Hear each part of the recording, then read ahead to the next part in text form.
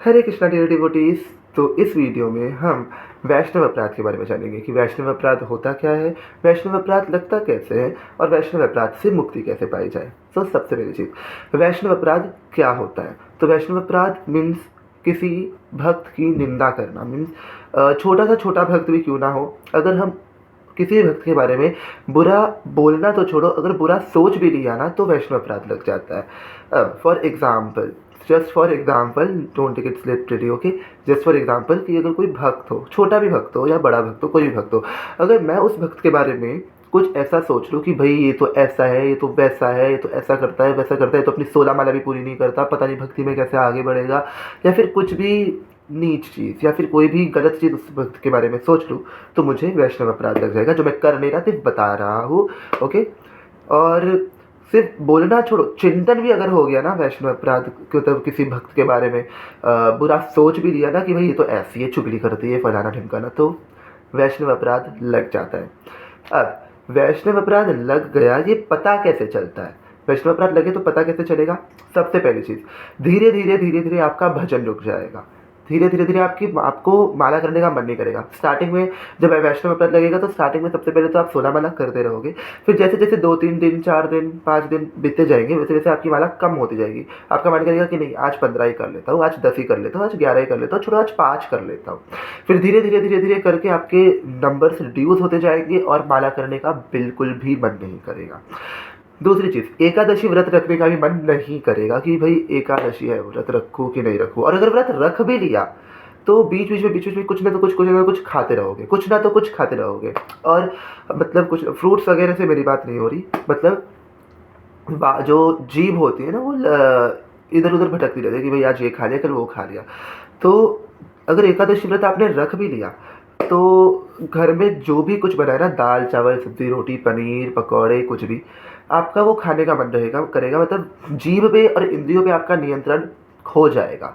तीसरी चीज़, माला जाप रुक जाएगा और एकादशी व्रत ठीक से नहीं हो पाएगा। दूसरी चीज़, ठाकुर जी के करीब हम नहीं जा पाएंगे, विदाउट नाम जब हम ठाकुर जी के करीब नहीं जा पाएंगे। एकादशी पे अगर कहीं भजन भी हो रहा होगा ना तो मन में ना बहुत नेगेटिव से थॉट्स आएंगे कि भाई कौन बैठेगा भजन में, जाने दो मैं चले जाता हूँ घर, ऐसे थॉट्स आएंगे। और वैष्णव अपराध लग गया तो ये कुछ लक्षण होते हैं। अब वैष्णव अपराध से मुक्ति कैसे पाई जाए। पता तो चल गया कि हाँ वैष्णव अपराध लग गया है, तो ये लक्षण तो पता चल गए हैं। अब वैष्णव अपराध से मुक्ति कैसे पाई जाए।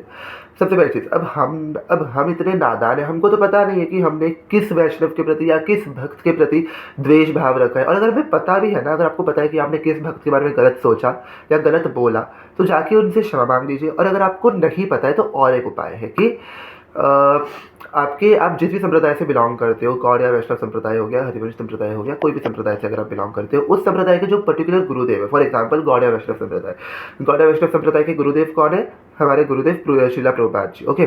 तो अगर वैष्णव अपराध लग गया और आपको पता चल गया कि हाँ वैष्णव अपराध लग गया है, तो आप अपने गुरुदेव के पास जाइए। जैसे श्रीला प्रभुपाद जी, मेरे पीछे फोटो भी है उनकी। अगर मुझे वैष्णव अपराध लगा है और मुझे अगर पता चला है कि हाँ मुझे वैष्णव अपराध लगा है, तो सबसे पहले क्या करना है, मुझे जाना है गुरुदेव के आगे, फोटो के सामने बैठना है, हाथ जोड़ के प्रार्थना करनी है कि हे प्रभु, एकदम यही सेंटेंस बोलना कि हे गुरुदेव, मेरे से जाने अनजाने में जो भी वैष्णव अपराध हुआ है या जो भी छोटा मोटा भूल चूक से अपराध भरा है या जो भी अनजाने में गलती हुई होगी, उसे कृपा कर क्षमा करके मुझे अपनी शरण में लीजिए और मेरी भक्ति को पुनः जागृत कीजिए।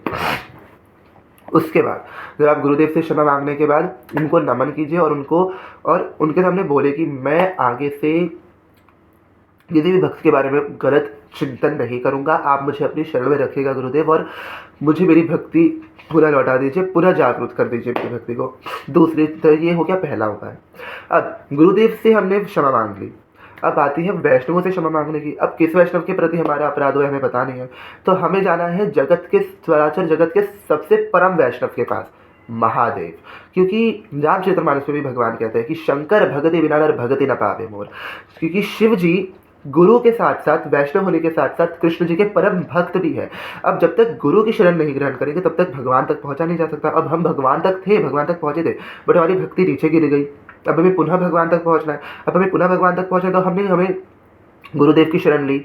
अब हमें वैष्णवों की भी शरण लेनी है। अब जो परम वैष्णव है महादेव, उनके पास जाना है, उनसे भी क्षमा मांगनी है। मंदिर में जाना है, दूध से जल से अभिषेक करके उन्हें बेलपत्र चढ़ाना है और हाथ जोड़ के शिव जी से प्रार्थना करनी है कि हे प्रभु, हे भोलेनाथ, मुझसे जो भी वैष्णव अपराध हुआ है मुझे उसके लिए क्षमा कर दीजिए और मुझे मेरी भक्ति पुनः लौटा दीजिए, कृपा कीजिए प्रभु। और हम नादान हैं, हम तुच्छ हैं, हमसे जो भी गलती होती है हमें क्षमा कर दीजिएगा और आगे भी जो गलती होगी उसके लिए भी हमसे क्षमा मांगते हैं और आगे कोई गलती ना हो इतनी कृपा करिएगा प्रभु। ऐसा हमें महादेव से बोलना है, महादेव से ऐसी प्रार्थना करनी है, उनका अभिषेक करना है, उन्हें बेलपत्र चढ़ाना है और उनके सामने भी हमें प्रॉमिस करना है कि हे प्रभु, हम आगे से कोई भी अपराध नहीं करेंगे। और अगर जाने अनजाने में मन होता है चंचल, अगर जाने अनजाने में वैष्णव अपराध या कोई भी अपराध बन जाए किसी के भी प्रति, तो हमें कृपा करके क्षमा कर दीजिए कि हम अभी स्पिरिचुअल लाइफ के स्टार्टिंग एज में है, हम अभी उस लेवल तक नहीं पहुँचे कि हम हम वैष्णव मतलब क्या सही है क्या गलत उसकी पहचान करते हैं, क्योंकि हमारा मन चंचल है, अभी भी हमारा मन माया की तरफ भागता है, राइट। तो हम उस लेवल तक नहीं पहुँचे। तो सबसे अपनी प्रार्थना करने के बाद ये भी बोलना है कि हे भोलेनाथ, हे गुरुदेव, हे वैष्णव जी, अगर हमसे कोई आगे चल के भविष्य में कोई वैष्णव अपराध हो भी जाता है जाने अनजाने में, तो हमें क्षमा कर दीजिएगा और हमें हमारी भक्ति में जागरूक रखेगा, हमें हमारी भक्ति आगे बढ़ा हम अपनी भक्ति आगे बढ़ा सकें, इतनी शक्ति दीजिएगा। और शिव जी को नमन करके उनका अभिषेक करके वापस घर को आ जाना है। तो ये हो गया वैष्णव अपराध से मुक्ति पाने का रास्ता। तो वैष्णव अपराध होता क्या है वो, वैष्णव अपराध लगता कैसे है वो, और वैष्णव अपराध से मुक्ति कैसे पाना है वो, ये तीनों चीज़ें हमने इस वीडियो में डिस्कस की है। तो आई होप मैंने इस वीडियो से आपके जो वैष्णव अपराध के रिलेटेड जितने भी डाउट्स हैं वो मैंने क्लियर करने की कोशिश की है। और अगर कोई और डाउट होगा वैष्णव अपराध के रिलेटेड या किसी भी चीज़ के रिलेटेड, तो आप मुझे कमेंट सेक्शन में भी बोल सकते हो या फिर इंस्टाग्राम पे आप मुझे डीएम करके भी पूछ सकते हो। और इंस्टाग्राम की मेरी आईडी आपको डिस्क्रिप्शन बॉक्स में मिल जाएगी। फिलहाल ये वीडियो कैसी लगी कमेंट सेक्शन में ज़रूर बताना। कोई डाउट होगा तो इंस्टाग्राम पर डीएम करके ज़रूर पूछ लीजिएगा। और मिलते हैं ऐसे ही और एक इन्फॉर्मेटिव वीडियो के साथ नेक्स्ट टाइम। राधे राधे।